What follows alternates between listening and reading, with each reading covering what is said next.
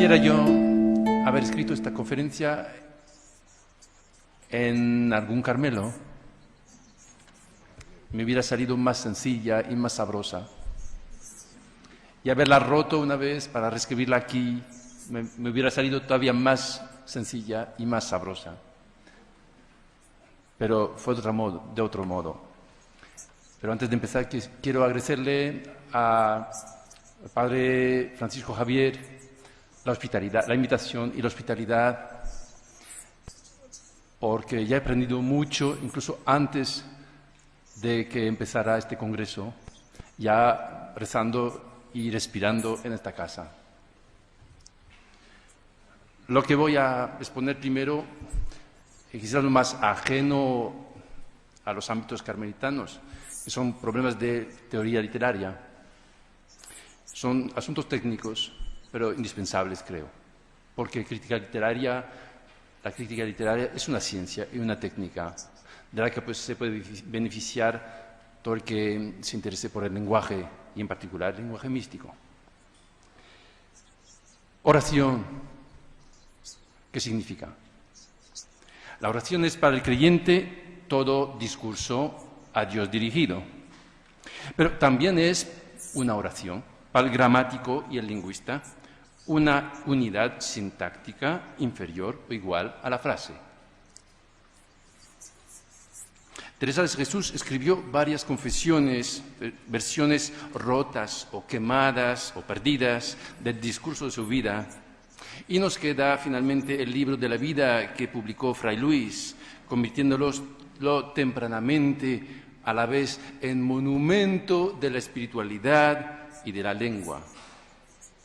Este es el monumento que nos reúne estos días en Ávila, pero creo que no solo nos reúne el monumento, sino también lo que es también el libro de vida, es decir, una casa y un camino humilde donde se oyen voces vivas. Creo que prefiero la casa. Por eso creemos que ahí se puede leer y oír la pregunta que se hacía Teresa de Jesús. ¿Qué era la oración que yo tenía? La pregunta.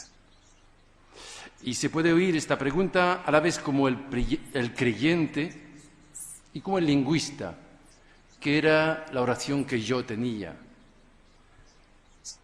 Es decir, dos preguntas. ¿Cómo reza Teresa de Jesús? ¿Y qué lenguaje es este? En el sentido lingüístico y gramatical.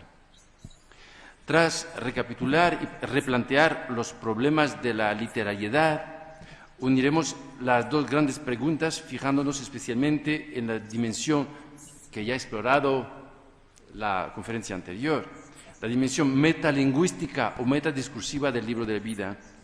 Va a decir en lo que dice Teresa de Jesús, de su propio decir y hablar, porque se pasa el tiempo en el libro de la vida diciendo, digo, no digo, me parece, ¿qué es lo que digo? No sé qué digo, bueno, me atrevo a decir a pesar de todo, en fin, digo y otras expresiones numerosas.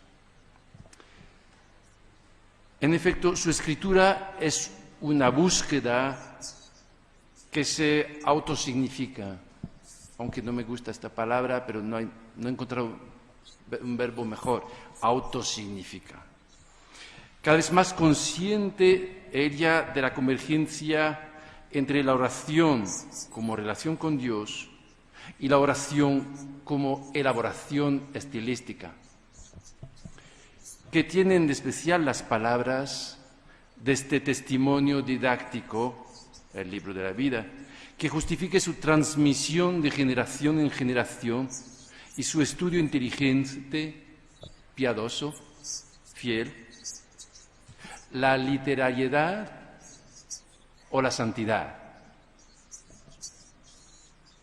Veremos que ambos ámbitos, el de la literariedad y el de la santidad, pueden superponerse algún tiempo, pero que finalmente se excluyen recíprocamente.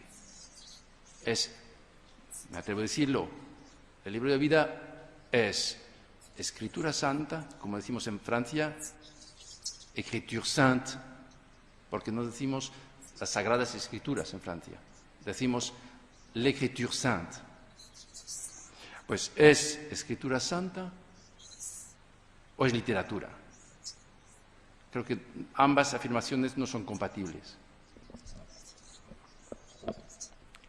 Las dos lecturas, la que la considera como literatura y la que la considera como escritura santa, con minúscula, las dos lecturas me parece que son dos caminantes, un peregrino, digamos, y un turista. Dos caminantes que, habiéndose reunidos en algún mesón, pueden seguir andando y charlando varios días, hasta el cruce que los separa, porque se adscriben a dos tradiciones distintas, próximas, afines, pero finalmente antagónicas, porque no buscan la misma gloria. La palabra gloria tiene dos sentidos incompatibles. El bíblico de presencia divina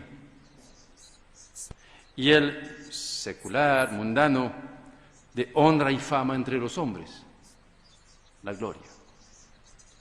Teresa de Jesús buscaba la presencia divina y también se ganó honra y fama entre los hombres, pero fue a pesar suyo, creo.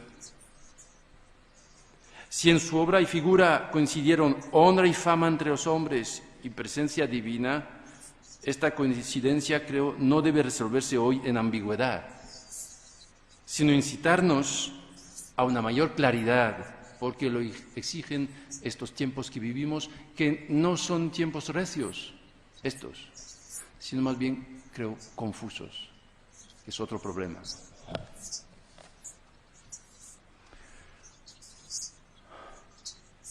Voy a hacer otra vez la cita que todo el mundo ha hecho, por gusto y por necesidad. La vida que he vivido desde que comencé a declarar estas cosas de oración es que vivía Dios en mí, sea el Señor alabado que me libró de mí. La vida que he vivido desde que comencé a declarar estas cosas de oración.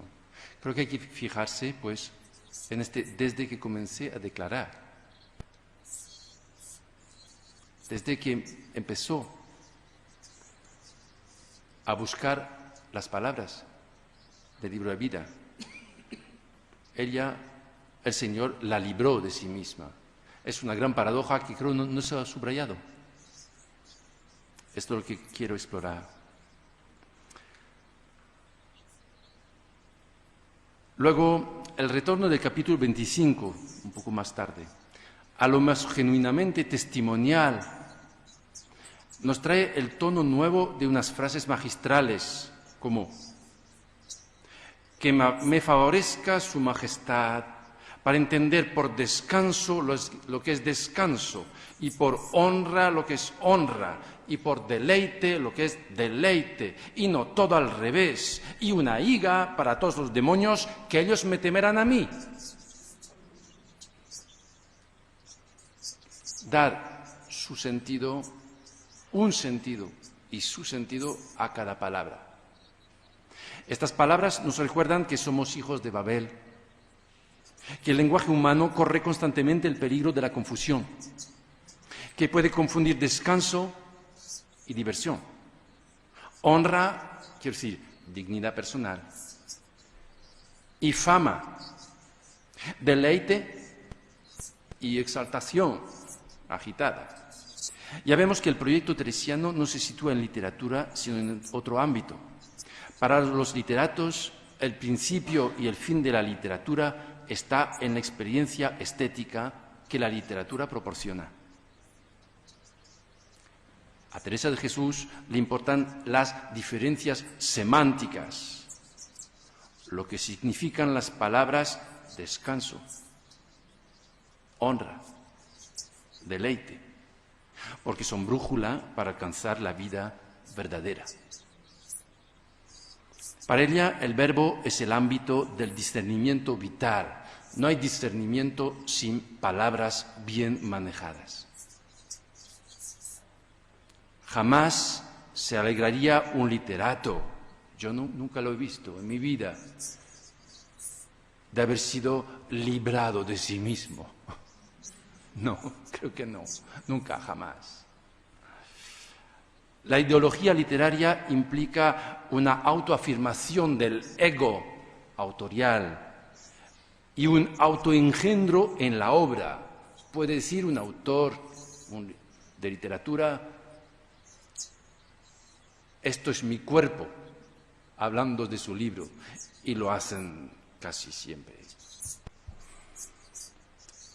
Lejos está Teresa de Jesús de toda preocupación por su obra, en el sentido literario de la palabra. Si tiene una obra, creo que es el Carmelo. Y más que obra, descendencia viva.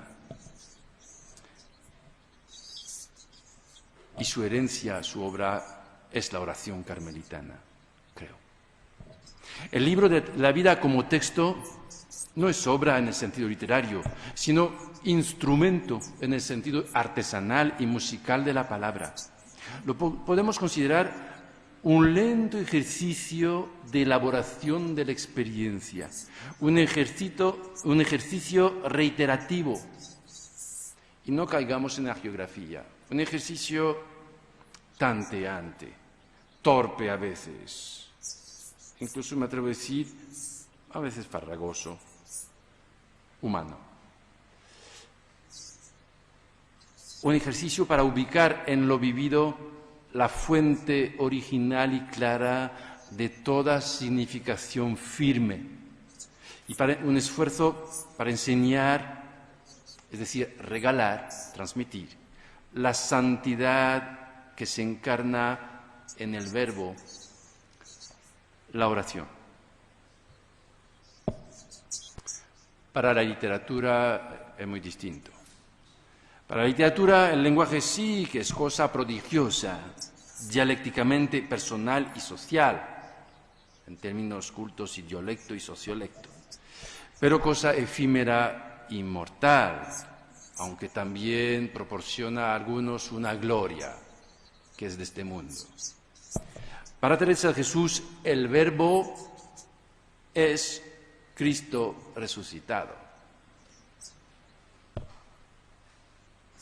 O digámoslo de otra manera, la palabra es Cristo resucitado, encarnado y resucitado. De ahí que para ella, en un plano profundo y nocturno, la vida del lenguaje sea espacio-tiempo de encuentro con Dios mismo, y que la vida de Dios mismo se dé en el verbo creativo y creador. Diré el verbo poético, para evitar la confusión con la poesía en el sentido literario. Sobre literariedad. ¿Qué es la literariedad? Porque alguien me preguntó si era la literalidad. Pues no, literariedad es un término reciente que inventó Jacobson, el ruso, para hablar de lo que hace de un escrito algo literario. La reflexión que llevará, no sé cómo se dice en castellano, Roman Jakobson, pienso, en los años 20 fue fundadora. Remito a sus ensayos de lingüística general. La crítica literaria, a partir de esta obra, empezó a centrarse en la materia lingüística del enunciado como forma, no superficie, materia. La madera de la escultura o la piedra de la escultura no es superficie, es su materia, su sustancia, eso. La obra, como enunciado específicamente literario, dejó, por lo tanto, de remitir al alma de su autor, o la historia del autor, o la historia de su época, y pasó a ser experiencia poética en la lectura inmanente, estructural y lingüística del texto. Tomar las palabras por lo que son palabras, formas, sonido, letras. La literariedad se definía como propiedad formal lingüística de los textos pertenecientes a la literatura, y más precisamente como predominio entre las funciones del lenguaje definidas por Jacobson. Se las recuerdo porque son muy interesantes e importantes.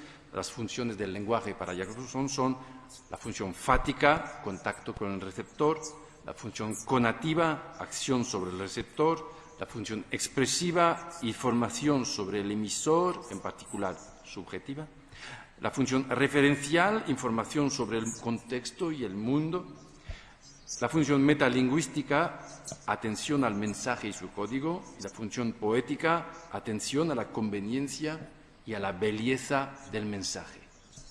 Pues la función poética. La literariedad se define como predominio entre todas estas funciones de la función poética, entendida como función por la cual un mensaje apunta hacia la conveniencia y belleza de su propia forma. También se llamó, en términos más cultos, autotelismo estético. Desde entonces, como siempre, se han cuestionado los planteamientos de Jacobson, pero siguen siendo la base de la reflexión para entender lo que es la literariedad. Quizá el mayor problema sea el concepto primordial de literatura. El problema es que también todo el mundo cree que sabe qué es literatura.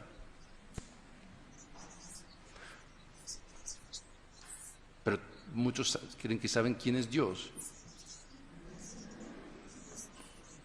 Y es bueno. La literatura, una institución transhistórica de función social, evolutiva y borrosa.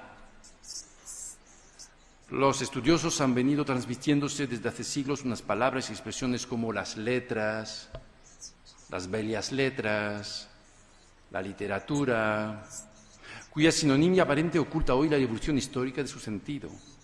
Por ejemplo, a lo largo del libro de la vida, Teresa de Jesús encarece el papel de los letrados. Nada que ver con la literatura. Los letrados como guías y consejeros de las almas. Pero con este término se refiere a los que han estudiado teología, que se han beneficiado de una formación académica, que tienen cultura y capacidad de articular metódicamente el pensamiento. Hay malentendidos alrededor de esta palabra literatura, literato. El sentido de literatura que predomina hoy día es el que se plasmó durante el siglo XVIII. Un corpus, un conjunto de escritos constituido de las obras sin meta práctica ni ambición cognoscitiva, escritas con intención específicamente estética. Esta visión de la literatura se venía elaborando desde hacía siglos, pero vino elaborando paulatinamente su mitología. Digo su mitología porque creo que hay una mitología de la literatura. Y claro que es una forma aunque una bellísima forma para mí de paganismo. Yo no creo en la literatura. La quiero, la estudio, pero no creo en ella. En ella no pongo mi fe. En el verbo sí, que es otra cosa. Pues la mitología de la literatura, asemejándose la literatura finalmente a una religión secularizada del lenguaje.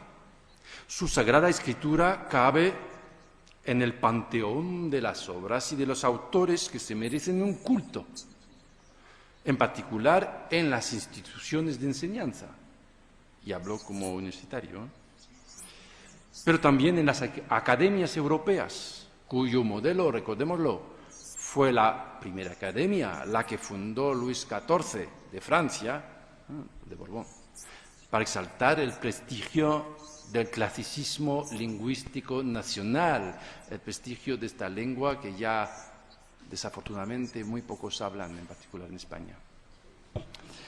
Hoy día se tiene una sensibilidad más fuerte a la historicidad de la institución literaria y se percibe un poco, solo un poco, más claramente la necesidad de diferenciar sus períodos, su pena de considerarnos nosotros como el centro del mundo y de la historia, y no lo somos. Lo que llamamos hoy literatura es la forma de una institución que se edificó en Europa, con la difusión de la imprenta, las reivindicaciones nacionales de la dignidad y autoridad de las lenguas vernaculares, la alfabetización de las masas, la aparición y el desarrollo de la prensa y la subsiguiente emancipación del lector con respecto a los mecenas y, digámoslo así, y también a los curas. La emancipación del pueblo frente al clero, digámoslo de manera más respetuosa. Se trata, en resumen, de una institución de la modernidad. Desde luego, algunos suelen objetarme, no lo hacen ustedes por atentos y por pacientes, pero algunos me dicen a veces, pero ¿y antes del Renacimiento no había literatura? Creo que no. No. En cambio, lo que se escribió antes, digamos, de los siglos XIV, XV, se incorporó en el corpus literario. Me explico. La producción textual de épocas anteriores y de otras áreas geográficas ha sido asimilada e incorporada en la literatura moderna. ¿A quién se le ocurriría negar el carácter literario de la Odisea Homérica, por ejemplo? Pero importa diferenciar el estatuto cultural que tuviera la obra homérica en la antigüedad, es decir, en su tiempo, y el que tiene en la cultura occidental moderna, es decir, desde el Renacimiento. Lo mismo que cabe diferenciar en un museo una obra de Pablo Picasso, por ejemplo, y una admirable máscara Punú del Gabón. Digo máscara Punú porque tengo una en mi despacho de la universidad, simplemente. El cuadro de Picasso se concibió, efectuó y exhibió enseguida con estatuto de obra de arte. Y del arte tal como lo ha venido entendiendo la modernidad.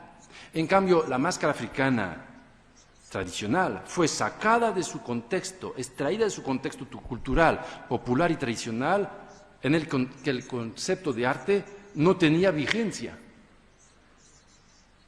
Y se integró en el nuestro, donde la mirada de los cubistas le impuso unos criterios estéticos ajenos a su origen africano.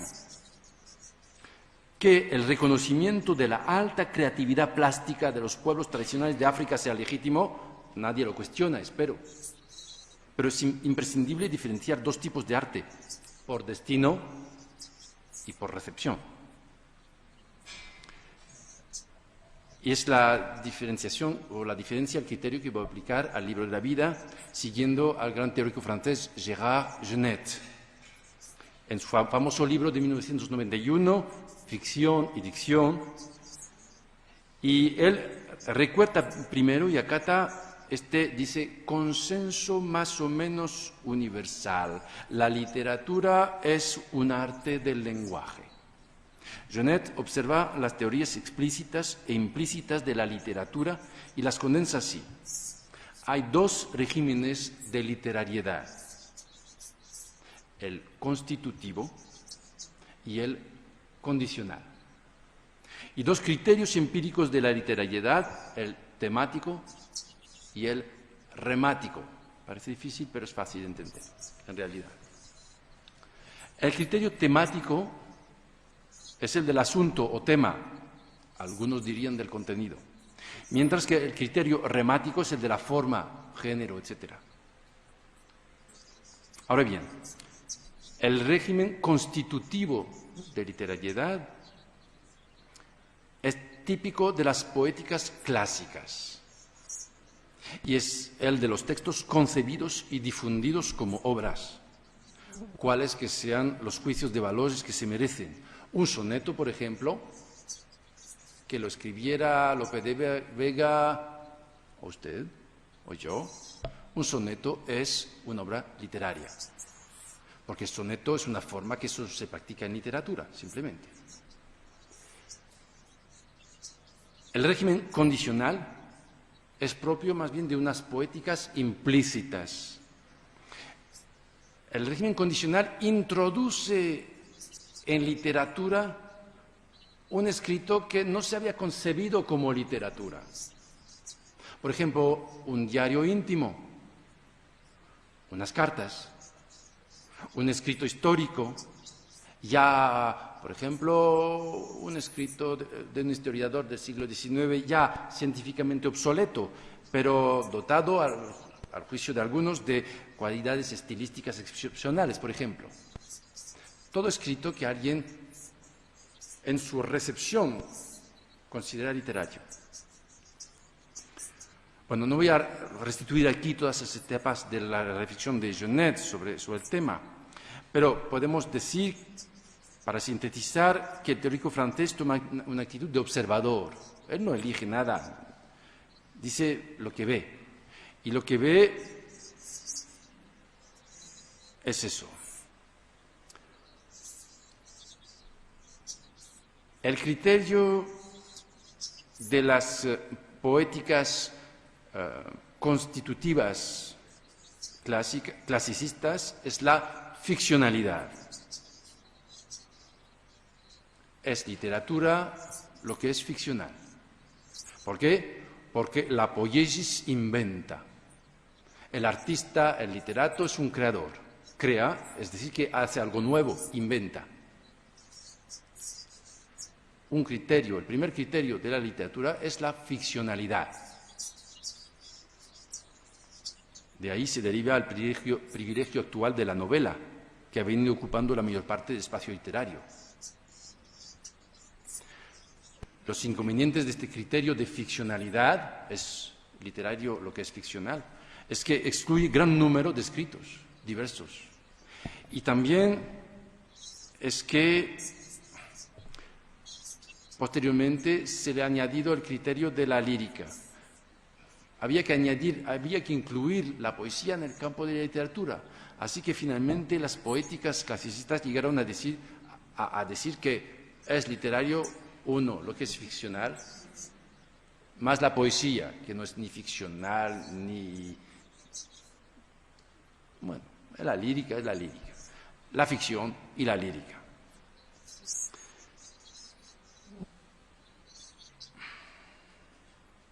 Finalmente, la definición última en estas poéticas es esta: la poesía o la literatura es el lenguaje en su función poética. En resumidas cuentas, las poéticas constitutivas que acabo de evocar abarcan hoy la ficción, narrativa o dramática, y la lírica. Y está. Las poéticas condicionalistas son más recientes y más borrosas. Han producido pocos textos doctrinales. Se deducen más bien de la postura de algunos críticos que reivindican el imperio de la subjetividad. El lema de las poéticas condicionalistas podría ser: considero literario cualquier texto que suscite en mí una satisfacción estética. Y está. Genet menciona aquí el ejemplo de un libro de Roland Barthes, El placer del texto, comentando que es la actitud de una capa sociocultural sin duda más culta y elitista. Es cierto que hay unos momentos en que se combinan ambas poéticas, las constitutivas y las condicionalistas. Es el momento en que aparece un género nuevo. Aparece una obra que no pertenece a ningún género, sino que crea un género nuevo. Es el caso del Lazarillo, por ejemplo. El Lazarillo que aparece, y que parece a muchos en su tiempo, como un relato auténtico, y es ficción. ¿Qué es eso? En este caso se juntan las poéticas constitutivas y las poéticas condicionalistas o condicionales, ¿no? Abrevio. ¿Qué es de la literalidad del libro de la vida? Pues disculpas a los traductores porque voy a seguir improvisando para abreviar. Leí lo que escribió Víctor García de la Concha, que escribió unas páginas maravillosas y de una erudición valiosísima sobre el libro de la vida y la obra de Santa Teresa.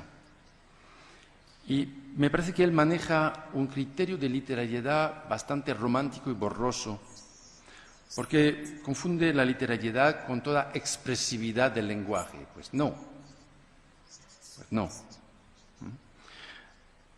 Dice, por ejemplo, del místico: desde luego es cierto que no le importa hacer primariamente literatura o literatura como tal literatura, pero le importa irresistiblemente comunicar del modo más eficaz posible, va a decir con la más perfecta literariedad, el mensaje del que se sabe portador, etc. En fin, me pregunté por qué le importaba tanto a García de la Concha afirmar la literariedad del libro de la vida y de la obra teresiana. Porque insiste mucho, sin justificarlo jamás de forma sistemática.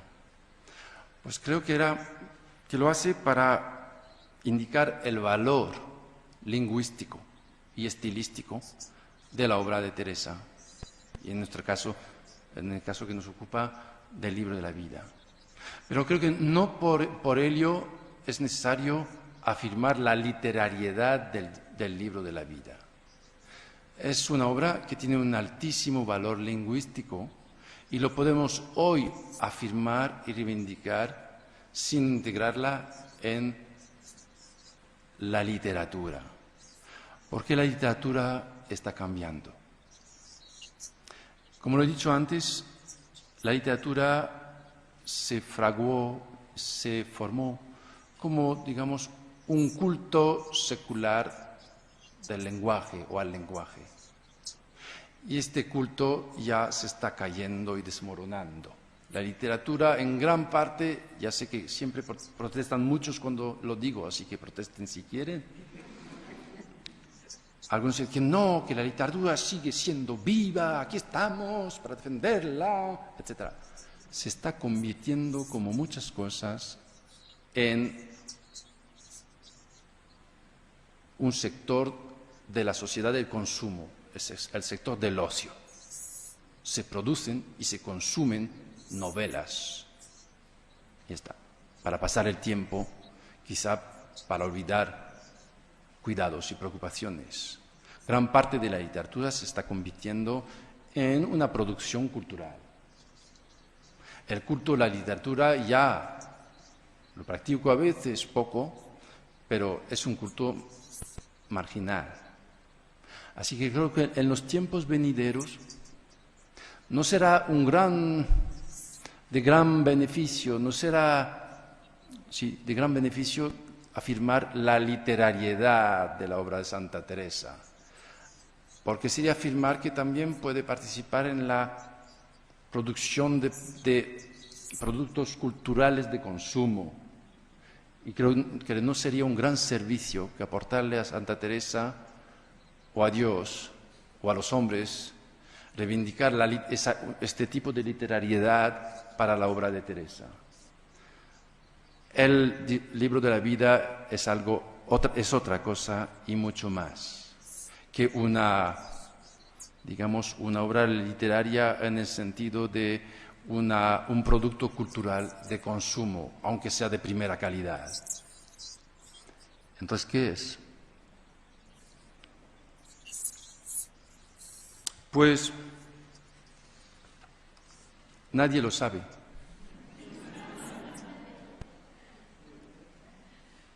Ni yo lo sé. Solo que cuando Teresa dice no sé qué digo, la admiramos, pero si yo digo no sé qué digo, ustedes se van a espantar.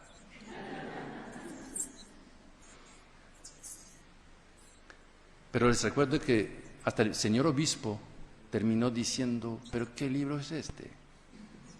Empezar diciéndolo es natural. Al principio de una conferencia uno plantea las preguntas. Me hago 2 o 3 preguntas, estas son. Pero él terminó con esta pregunta, ¿qué libro es este, al fin y al cabo? Pues yo creo que este libro es un monstruo. En el sentido etimológico de la palabra, como decía una hermana aquí presente, algo que se muestra y se dice, ¿qué es eso? Algo que llama la atención, algo que interroga, algo que molesta, creo, que a veces cansa también. Algo que no se puede pasar por alto porque ahí está. También se llama, creo, en latín, escrúpulo. Es decir, una piedrecilla en el zapato que duele. No se la puede olvidar. Hay que quitarla quizás o transformarla en joya, pero no se puede olvidar. Pues, ¿qué es el libro de la vida? Quiero seguir con unos pocos datos literarios todavía. Ya lo han dicho 2 o 3 conferenciantes, no es autobiografía. No es autobiografía, aunque sí los primeros capítulos dan datos biográficos y también el final, sí. Pero quien quiera saber algo de la vida cotidiana, por ejemplo, de Santa Teresa en aquel tiempo, pues no lo encuentra ahí. Cómo se pasaba las mañanas, qué hacía por las tardes, qué comía, tenía amigas, qué leía, de leer un poco. Hay muy pocos datos concretos de su vida cotidiana y hasta de su psicología, es decir, qué es lo que la emocionaba. ¿Pasaba calor? ¿Pasaba frío o hambre? ¿Qué tareas la ocupaban? Como lo dijo alguien, creo que el padre Tomás, salen 3 o 4 nombres propios, apellidos, nombres en el libro. Poquísimos. No puede ser en una autobiografía, ni una biografía buena, ni en una autobiografía. Hay poquísimos datos. Quien quiere conocer el Carmelo de aquel entonces, pues viene a este congreso y escucha a los historiadores, porque no lo encuentra en el libro de la vida. ¿Es una confesión en el sentido sacramental? Pues sí y no, porque lo dice al principio. Quisiera yo, bueno, en la conferencia anterior, Juan Antonio Marcos ha dicho, habría que ser muy ingenuo para pensar que ella quisiera contar sus pecados y de ruin vida. ¿Y por qué no? Eso hacemos en la confesión, ¿no? Y nos alivia mucho. Creo que ella quisiera contar sus pecados y ruin vida. Y así se hubiera apartado del modelo geográfico que tanto le pesaba, me parece. Pero no cuenta sus pecados y ruin vida. Sí, claro que se traslucen sus pecados. Y creo que eran graves y muchos, como los de cada hombre, cada persona humana, ¿no? Pero borrosos. ¿Cuándo metía ella la pata? ¿A quién ofendía? Muchas veces, ¿de qué manera? No lo sabemos tan bien, ¿no? Es decir, tampoco, aunque el libro de vida procede de la confesión sacramental, confesión por escrito, como se practicaba por aquel entonces, pues no es una confesión en el sentido sacramental. Una confesión de fe en el sentido apologético, predicador. Pues exactamente, tampoco, porque incluye muchos datos autobiográficos y algo de confesión sacramental. Entonces, un tratado de oración, sí, lo hay, lo incluye, pero no es, de un punto de vista teológico, muy, bueno, en aquel entonces existían tratados de oración buenos, ya se han evocado bastante en estos días, ¿no? Entonces, ¿qué es? Pues creo que nadie lo sabía. Y nos desconcierta, o creo que ha de desconcertar a cualquier lector que quiera leer de verdad el libro de la vida. Es decir, que tiene que leerse sin admiración, sino con una simplicidad extrañada. Un monstruo, en el sentido más bello de la palabra, como toda criatura al nacer es un monstruo, porque aparece algo y alguien nuevo, una novedad, y la novedad trastorna. Y creo que sería una gran pérdida que un lector no se desconcertara ni se aburriera un poco al leer el libro de la vida.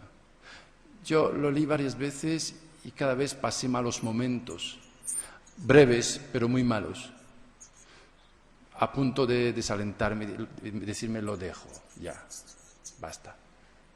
Pero reanudé cada vez, y cada vez con un gozo. O sea, algo raro. Y creo que es indispensable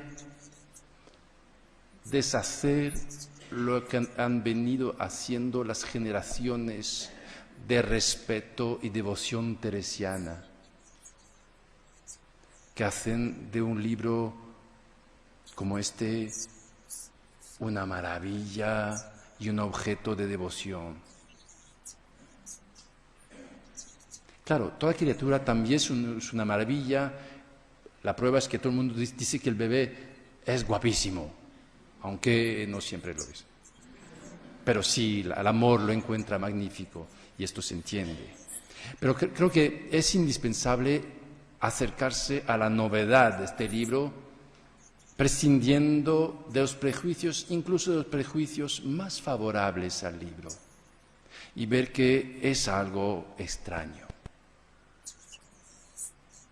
Ni autobiografía, ni confesión sacramental, ni confesión de fe, ni tratado de oración. Un bicho raro. Y es importantísimo, y voy saliendo totalmente de las pistas de mi ponencia primitiva, pero no importa, porque es más importante, sí, 10 minutos. Pues creo que es una invitación a la novedad interior. Y la novedad no tiene modelos, tiene caminos, tiene antecesores y testigos, pero no tiene modelos. Y con disculpas a los traductores que lo estarán pasando muy mal, porque me he salido de los caminos, quiero leerles, por ejemplo, unas líneas simplemente y hacer lo que suelo hacer en la universidad con estudiantes, analizar de cerca un pasaje breve y mostrarles lo que importa, porque nosotros solemos buscar lo espiritual, lo trascendente, lo alto, lo profundo, lo grande, lo bello, lo salvador, cosas hiperbólicas. Pero a veces, y lo saben muy bien, creo, sobre todo las monjas que están aquí de clausura, a veces importa lo que es. Porque lo que es. Y lo creó Dios. Y, por ejemplo, hay que hacer lo mismo con la letra del texto. Y no buscar meterse siempre en honduras. Al contrario, meterse en superficies, reflejos. Miren, leo. Y digo que se entiende y veis llevar y no sabéis dónde. Porque, aunque es con deleite, la flaqueza de nuestro natural hace temer a los principios, y es menester ánima determinada y animosa, mucho más que para lo que queda dicho, para arriscarlo todo, venga lo que viniere, y dejarse en las manos de Dios, e ir a donde nos llevaren de grado, pues os llevan, aunque os pese. Y en tanto extremo que muy muchas veces quisiera yo resistir y pongo todas mis fuerzas. No es uno de los mejores, más profundos pasajes del libro de la vida, pero lo que me interesa es la persona de los verbos. Dice, y digo, primera persona, que se entiende, impersonal, y no sabéis, segunda del plural, ¿Dónde? Porque aunque es con deleite, la flaqueza de nuestro natural hace temer a los principios. Y es menester, en general, ánima determinada y animosa, mucho más que para lo que queda dicho, para arriesgarlo todo, venga lo que viniere, y dejarse impersonal en las manos de Dios e ir a donde nos llevaren, primera del plural, de grado, pues nos llevan, aunque os pese, y en tanto extremo que muy muchas veces quisiera yo y pongo todas mis fuerzas. Si uno de mis estudiantes escribiera algo así, incluso en francés, yo lo tacharía. Diría que no sabe manejar la gramática ni conjugar un verbo en primera persona. Pero es que pasa algo aquí, creo. Y es la elaboración de un yo. Que el yo no nos es dado de anticipado. Un yo auténtico, el único yo auténtico es el de Dios. Pero aquí se elabora en el contacto, en el trato con Dios, un yo. Y se elabora dentro del yo divino. Y se elabora en la palabra. Y quisiera terminar recordando lo que dijo Juan Antonio Marcos. Varias veces se lo he dicho. Ha dicho, bueno, tenemos que hablar, incluso los míticos hablan el lenguaje humano y saben interpretar. Y le he dicho y digo ahora, repito, solo que creo que el lenguaje humano no es más que un reflejo pálido del lenguaje divino. Hay un solo verbo. Y el nuestro, pues, se va haciendo cada vez más verbo cada vez que se acerca al verbo único. No hemos de considerar que hay un lenguaje humano, que es lo que es, y un lenguaje divino incomprensible que no se oye. Que quisiéramos oír, pero que nadie oye así. Solo los ingenuos creen que oyen voces. Pues no, pues no. O sea, yo tengo otra antropología o filosofía antropológica del verbo. Creo que lo que está fraguando aquí Santa Teresa en el libro de vida en particular, precisamente es un lenguaje vivo que nuestro siempre está en estertores, o tratando de nacer, balbuceando. Lo que él intenta en el libro de vida es hablar. Y creemos que hablamos, pues no hablamos, lo intentamos, apenas lo conseguimos un poquito.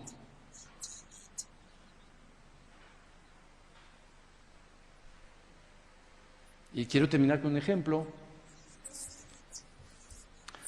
unos ejemplos teresianos y un ejemplo mío, una vivencia. Pues ya lo ha notado, lo ha mencionado Juan Antonio Marcos. Se pasa el tiempo, Teresa, en el libro de la vida, diciendo, digo, no sé, ¿qué digo? A mi parecer, bueno, no sé si atino, rómpalo vuestra merced, sí, pero a mi parecer, no sé, tal vez hay como un eco, ha dicho una ¿cómo ha dicho? Autorrepresentación.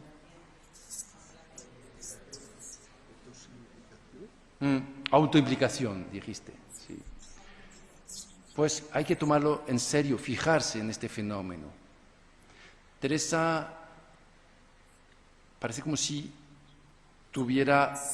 su palabra tuviera un eco. Habla y dice que habla. y se habla a sí misma, y nos habla, y habla a los confesores, y tal vez a las monjas que puedan leer el libro de la vida. Hay como una cámara de ecos. Y en esta cámara de ecos, pues su yo se fragua en el yo, en el verbo divino que siempre se manifiesta en las mediaciones humanas. Así que les incito a fijarse mucho en estos pasajes del libro de la vida, que no son la paja que hay que dejar para llegar al grano, son esenciales. Luego, he dicho que apenas hablamos. Creo que lo que le pasa a Teresa es precisamente un aprendizaje del lenguaje. Y ella se hace testigo de estos progresos en el verbo, es decir, en el lenguaje. Es misterioso. Y quiero terminar con una vivencia, porque he estado muy reñido con mis hijos, pero grave, hace poco. Y vamos intercambiando textos, ¿sí? Se dice textos, ¿no? Y muchas veces mi hijo no me contestaba. Y a veces me contestaba rápido. Y ayer me contesta. Me alegro. Y por primera vez veo que lleva meses sin escribirme lo que escribe. Termina el mensaje diciendo, bueno, un beso, papá. Y me digo, pero hacía meses que no me escribía papá. Esto es hablar. Y otro lo dirá sin que tenga gran sentido. En este caso es un acontecimiento para mí y para él. Para él reconocerse hijo y reconocerme a mí como padre. Y yo sentirme su padre viendo que se siente también hijo mío. Pues creo que pasa algo parecido en nuestra relación con Dios y le pasa algo parecido a Teresa. En esta cámara de ecos, ella no solo nos habla de espiritualidad, sino que nos habla de lo que le pasa a su propio verbo. Y lo que le pasa a su propio verbo es un nacimiento. Y es el nacimiento de Teresa de Jesús como sujeto hablante en el verbo. ¿Ya está?